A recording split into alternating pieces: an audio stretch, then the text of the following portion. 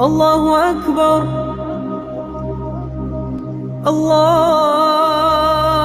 Akbar. Tu ne peux pas voir que la Terre est ronde. Depuis le sol, c'est physiquement impossible.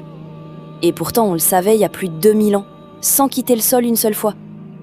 Commence par ton objection, parce qu'elle est juste. La Terre est si grande que sa courbure, à ton échelle, est indétectable. Sur 1 kilomètre, elle descend de quelques centimètres. Tu ne verras jamais ça.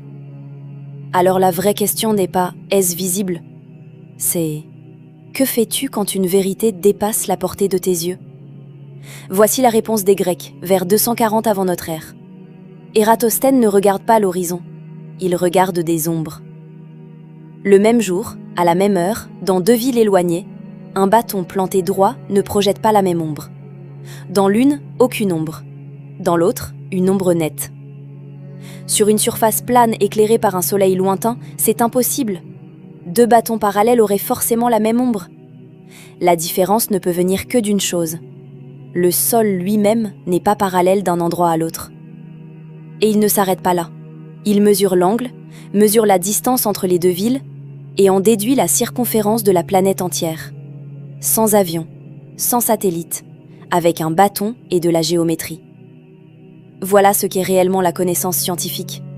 Ce n'est pas croire ce qu'on voit, c'est construire un raisonnement dont la conclusion tient, même quand l'objet dépasse ton regard. Et ce raisonnement est vérifiable par toi. Tu peux mesurer la même ombre.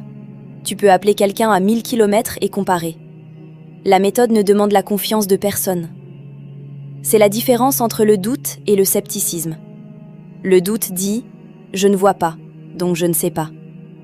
Le scepticisme dit « je ne vois pas, alors trouvons un moyen de mesurer ». Ton intuition de départ était bonne, tes yeux sont trop petits pour cet objet. Mais la conclusion inverse. Ce n'est pas que personne ne sait, c'est que quelqu'un a compris, il y a 23 siècles, qu'on pouvait savoir sans voir.